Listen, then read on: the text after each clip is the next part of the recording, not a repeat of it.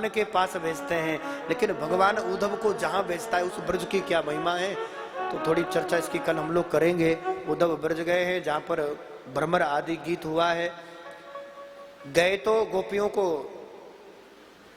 ज्ञान योग दर्शन का पाठ पढ़ाने गए थे, लेकिन भगवान जानते हैं कि उद्धव है तो विद्वान ज्ञानी है, लेकिन बिना प्रेम के ज्ञान अधूरा है। इसलिए उस ज्ञानी उद्धव के ज्ञान में प्रेम का संपूर्ण लगाने के लिए भगवान उद्धव को प्रेम परिपूर्ण करने के लिए उद्धव को ब्रज भेजा महाराज। वृंदावन में जाकर ऐसा प्रेम का संपुट लगा है कि कोरा ज्ञान, ब्रज का दर्शन पाकर, ब्रज गोपिकाओं का सानिध्य सत्संग पाकर उस ज्ञान में ऐसा प्रेम संपुट लगा है कि अंत में उद्धव कहते हैं, प्रभु हम आपसे प्रार्थना करना चाहते हैं, हमें ब्रज की लता पता बना देना, ब्रज की का पक्षी बना देना।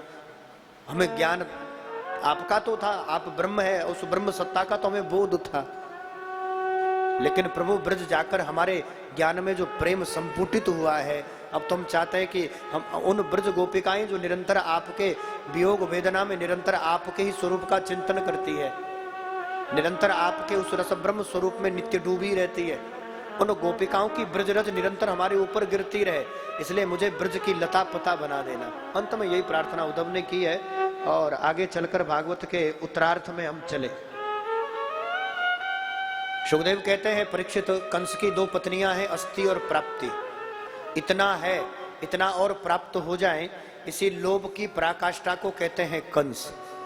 कंस के पास बहुत है, लेकिन फिर भी चाहता इधर का राज्य भी हड़प लो, इसका भी राज्य हड़प लो, इसलिए इसकी 2 पत्नियां हैं, अस्ति ही प्राप्ति ही। कंस का वध हुआ, अस्ति प्राप्ति अपने पिता जरासंध के पास गई, और जरासंध ने भगवान को मारने के लिए 17 आक्रमण किए, 23 अक्षोणी सेना को लेकर। 17 बार मुंह की खानी पड़ी, 18 बार ब्राह्मणों का वर्ण करके फिर पुनः जब आक्रमण किया तो भगवान रण छोड़कर भाग गए।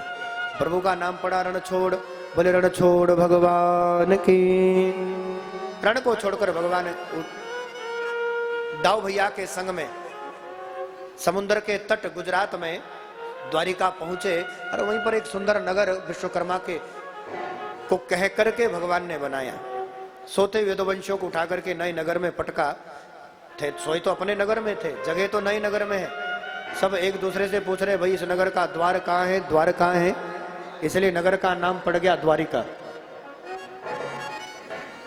और तब भगवान कहलाए द्वारिकाधीश, बोले द्वारिकाधीश भगवान की। और इन्हीं द्वारिका में सबसे पहले दाऊ भैया का विवाह हुआ।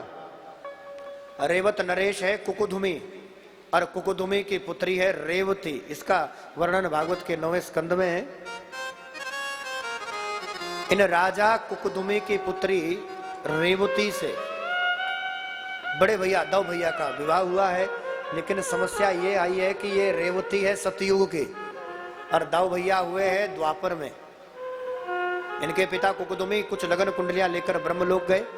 ब्रह्मा जी से पूछा, भाई बाबा देखो कोई कुंडली मिले, कौन सा योग कौन सा वर सही रहेगा।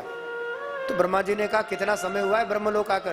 कहते प्रभु कुछ घड़ी कुछ क्षण, कुछ ही घड़ी ब्रह्मलोक में हो गए। ब्रह्मा जी कहते हैं, राजन ब्रह्मलोक की कुछ घड़ी, मृत्युलोक पृथ्वी में युग बदल जाते हैं कुछ घड़ी में।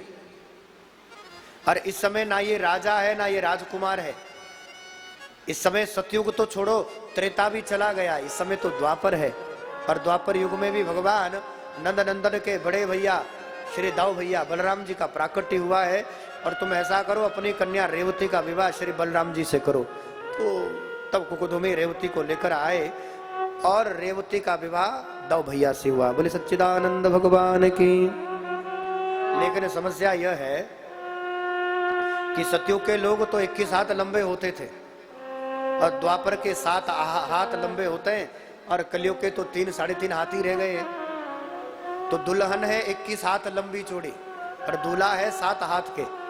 तो ऐसी रेवती का विवाह दाऊ जी से तो हुआ, तो दाऊ जी ने हल मूसल उठाया और फिर अपने भाई सामर्थ्यवान ना दोष गुसाही, तो रेवती को अपने बराबर किया। ये इनका विवाह हुआ।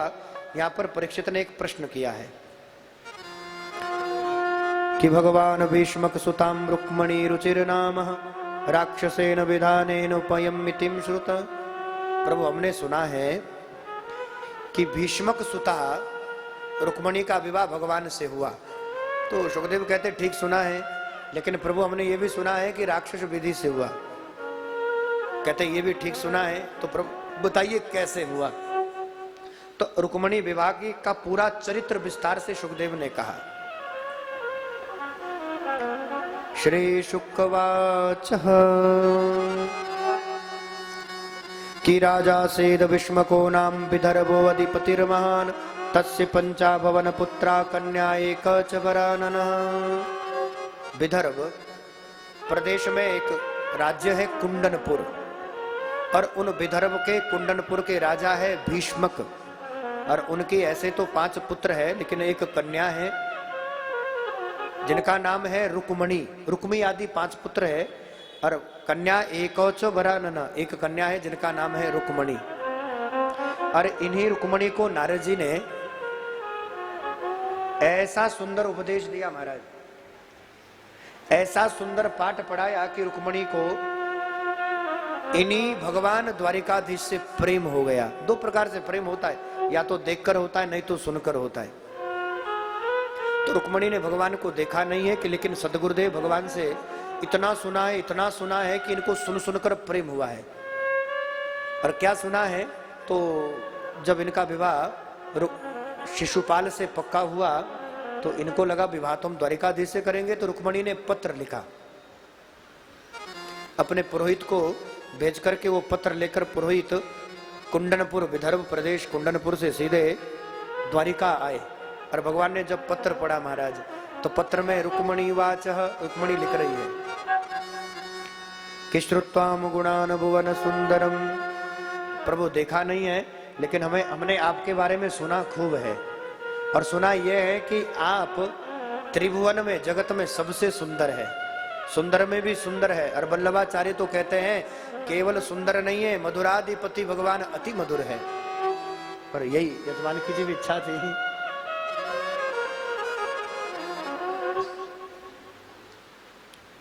तो वल्लभाचार्य भगवान के स्वरूप का जब निरूपण करते हैं तो वल्लभाचार्य कहते हैं मधुराधिपतेर अखिलम मधुरम।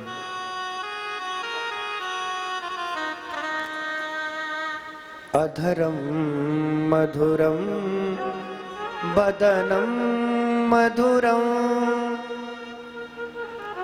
नयनम मधुरम हसितम मधुरम। सभी गाएंगे प्रेम से। अधरम मधुरम बदनम मधुरम नयनम मधुरम हसितम मधुरम। अधरम मधुरम बदनम मधुरम नयनम मधुरम हसितम मधुरम।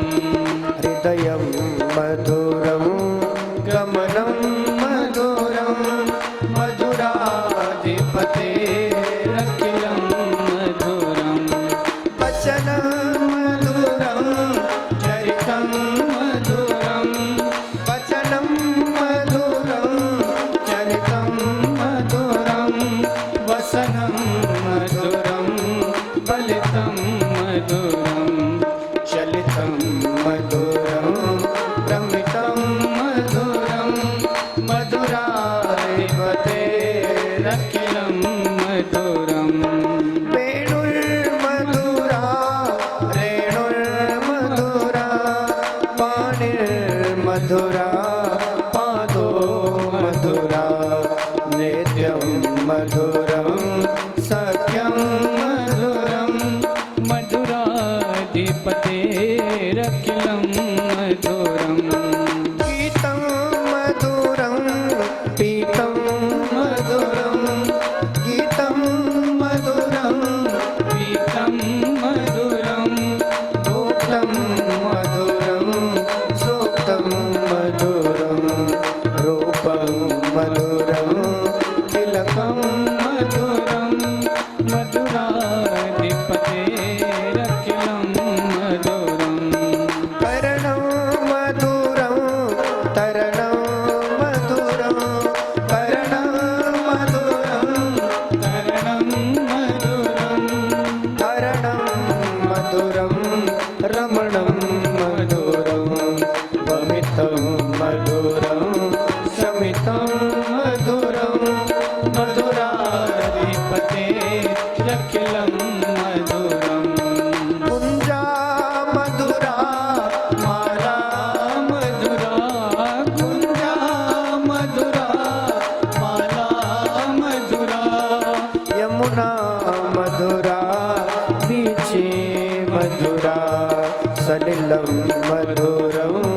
कलवं मधुरं मधुराधिपते अखिलं मधुरं गोपी मधुरा लीला मधुरा युक्तं मधुरं भुक्तं मधुरं दृष्टं मधुरं श्रेष्ठं मधुरं मधुराधिपते अखिलं मधुरं गोपा मधुरा गाओ मधुरा गोपा मधुरा गाओ मधुरा यष्टिर् मधुरा सृष्टिर् मधुरा दलितं मधुरं फलितं मधुरं दलितं मधुरं फलितं मधुरं मधुराधिपते रखिलं मधुरम् अधरं मधुरं वदनं मधुरं नयनं मधुरं हसितं मधुरं हृदयं मधुरं कमलं मधुरं मधुराधिपते रखिलं मधुरं मधुराधिपते रखिलं मधुरं मधुराधिपते रखिलं जगत गुरु वल्लभाचार्य कहते हैं वो परमात्मा जिनका अधर भी मधुर है, जिनका नयन भी मधुर है, जिनका हंसना चलना, जिनका सब कुछ मधुर है, ऐसे मधुराधिपति। और रुक्मणी भी कहती है प्रभु हमने सुना है श्रुताम गुणानुभुवन सुंदरम, त्रिभुवन में ना आपसे कोई सुंदर था ना कोई है, तो सुंदर पत्र लिखा है। अच्छा, पत्र लिखने की भी अपनी शैली होती है। एक देवी थी, उनके पति गए विदेश, तो देवी कहती महाराज आप विदेश जा रहे हो तो अब हमें आपकी याद आएगी। पुराने जमाने की बात है, तो मोबाइल आदि तो होता नहीं था, दूरभाष आदि, तो दूरभाष की कोई व्यवस्था नहीं थी। उस जमाने में दूरदर्शन का भी कोई साधन नहीं था। अब तो वीडियो कॉल करो, चाहे अमेरिका रहो चाहे अफ्रीका रहो, आदमी घर बैठे ही पूरे विश्व का दर्शन कर सकता है। पुराना जमाना था। पत्नी ने कहा प्रभु आप विदेश चले जाएंगे, हमें आपकी याद आएगी तो क्या करने। तो पति ने कहा करना क्या है, हमें पत्र लिखना। कहते महाराज पत्र ही तो लिखना नहीं आता। तो पति ने कहा उसमें लिखना क्या है, सबसे ऊपर लिखना मेरे प्राणनाथ तेरे चरणों की दासी, और उसके बाद जो मन करे सो पत्र में अपना लिख देना। पति विदेश गए और पति की याद आई तो देवी ने पत्र लिखा, थोड़ी सी गलती हो गई। पति ने कहा था लिखना मेरे प्राणनाथ तेरे चरणों की दासी, और पत्नी लिखती है मेरे चरणों के दास तेरे प्राणों की प्यासी। घर तो आ जाओ एक बार। अब पति का मन भी आने का हो तो महाराज ऐसा कोई पति है जो अब घर आएगा। पति ने तो ठीक कहा था लिखना मेरे प्राणनाथ तेरे चरणों की दासी, थोड़ी लिखने में ही गलती हुई। पत्नी लिखती है मेरे चरणों के दास तेरे प्राणों की प्यासी। घर तो आओ, लिख तो प्रेम से रहिए, घर तो आओ, आपकी याद आ रही है। पर ऐसी गलती लगभग तो रुक्मणी ने नहीं की। रुक्मणी तो कहती प्रभु त्रिभुवन में कोई सुंदर है तो आप। मैं परिचय दिया, कुंडनपुर की राजकुमारी, विवाह शिशुपाल से पक्का हुआ है, लगन तिथि तारीख सब बता दी, और कहा प्रभु हम आपसे प्रेम करते हैं, विवाह भी आप ही से करेंगे, और यदि आपने विवाह नहीं किया तो गोदावरी में गले में पत्थर टांग कर मर जाएंगे, जहर खाकर मर जाएंगे। धमकी भी दे दी और नीचे पता भी बता दिया, इतने बजे हम कात्यायनी का पूजन करने जाएंगे, और प्रभु आप चाहें तो वहीं से हमारा हरण करना। पता भी बताया ना, भगवान ने इधर देखा ना उधर। पुरोहित को प्रणाम किया और भगवान रथ पर आरूढ़ होकर, क्योंकि भगवान जानते अब समय कम है, तो जल्दी जल्दी भगवान कुंडनपुर गए। इधर से शिशुपाल की भी बारात आई। शिशुपाल ने कहा कुछ दाल में काला है, क्योंकि वो काला काला मुरली वाला आ गया है, पता करो दुल्हन कहाँ है। महाराज दुल्हन तो गई है कात्यायनी पूजन करने, हजारों सैनिक भेज दिए, और हजारों सैनिक मंदिर को चारों तरफ से घेर कर खड़े हो गए। तब तक भगवान रथ लेकर पहुंचे, तो भगवान को लगा शायद हमें पकड़वाने का कोई षड्यंत्र होगा। तब तक रुक्मणी बाहर आई। रुक्मणी को लगा हमने पत्र में लिखा था अकेले होंगे, यहाँ तो हजारों सैनिक है, तो इन हजारों में हम अपने वारे का की पहचान कैसे करें। चारों तरफ नजर